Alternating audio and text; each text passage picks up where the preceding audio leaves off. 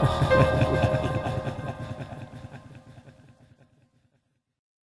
following was originally found on No Sleep, originally under the title, Please Don't Actually Try This.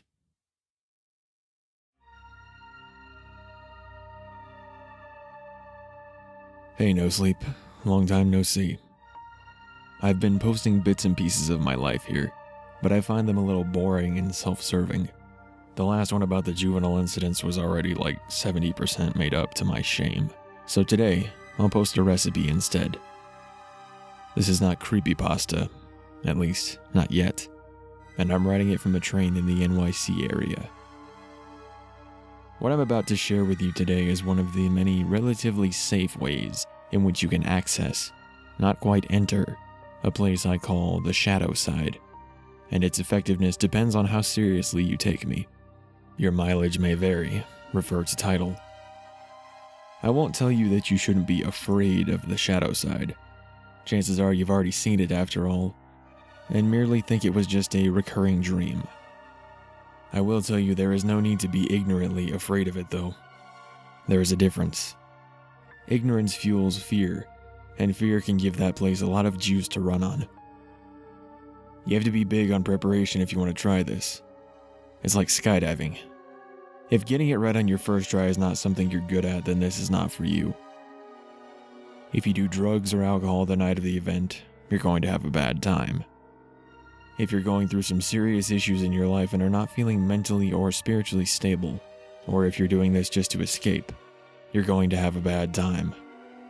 And if you don't follow my instructions, particularly the multiple backups I'll give you, which, trust me, are there for a reason, you're going to have a really bad time. The name of this game is The Three Kings, by the way. Ingredients: a very large, empty, and quiet room, preferably without windows. If windows exist, you need to be able to cover them up and ensure total darkness. Basements usually work well if they're roomy enough. A pack of candles. You'll only use one if all goes well. And a lighter.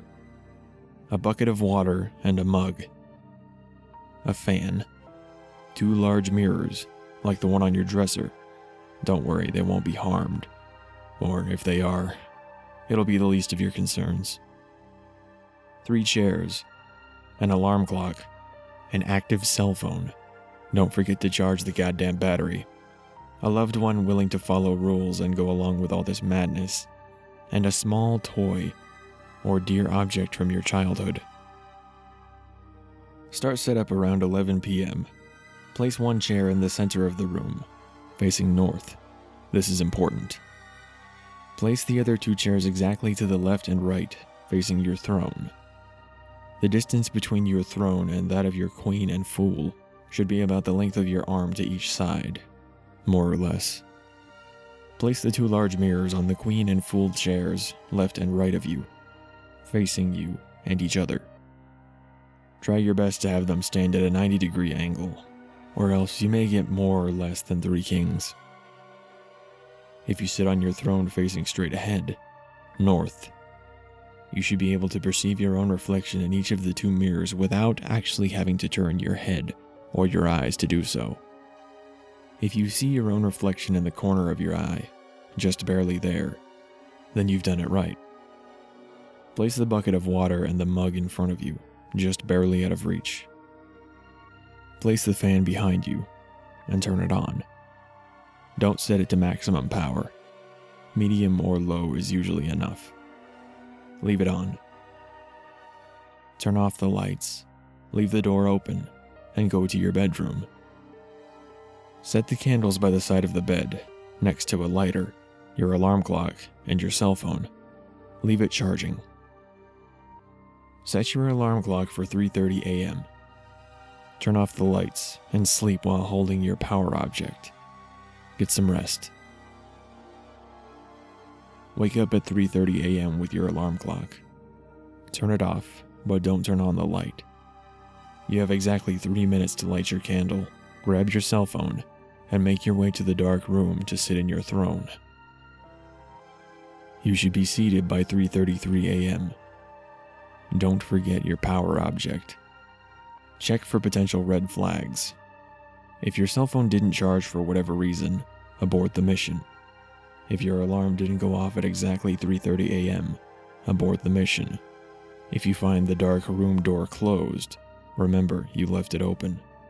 Abort the mission. If the fan is turned off, you left it on. Abort the mission.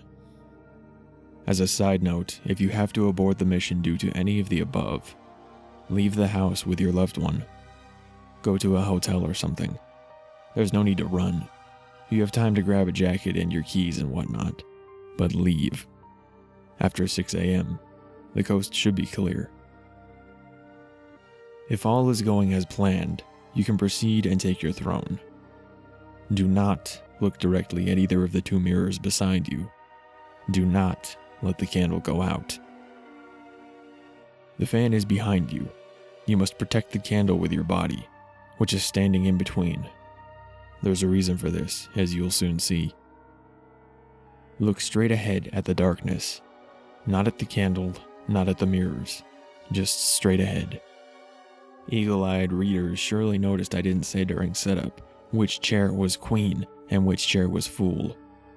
That's because it's your job to find out. And from their point of view, you are either their queen or their fool too. Hence, 3 kings. I won't spoil what happens next.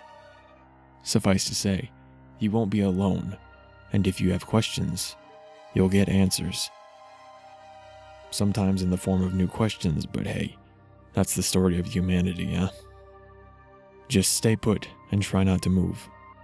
Again, do not look directly at the mirrors, nor the candle. Just straight ahead, trust me. Don't chicken out either. You need to wait until 4:34. By 4:34, it's all over. It's okay to tremble a little bit, just try not to.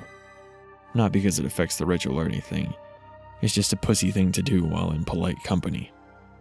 Did I mention not to let the candle go out? That's what the fan is for. You're protecting the candle with your body, but if your body were to be suddenly moved, then the fan would turn off the candle. That's backup number 1. Your loved one is backup number 2. At 4:34, they have to come into the room and call your name. If that won't work, they have to call your cell phone. If that won't work, they have the glass of water and the bucket. They can't touch you though. That's a newbie mistake. Backup number 3 is your item of power, the toy or locket or whatever object of strength you brought along for the ride. It'll show you the way if shit hits the fan. Multiple backups. You gotta be like a Boy Scout if you do these things. If you half-ass it all the way so that it won't work. Worst you can do is take it seriously enough for it to work, and not seriously enough to be prepared for the consequences. If in doubt, refer to title.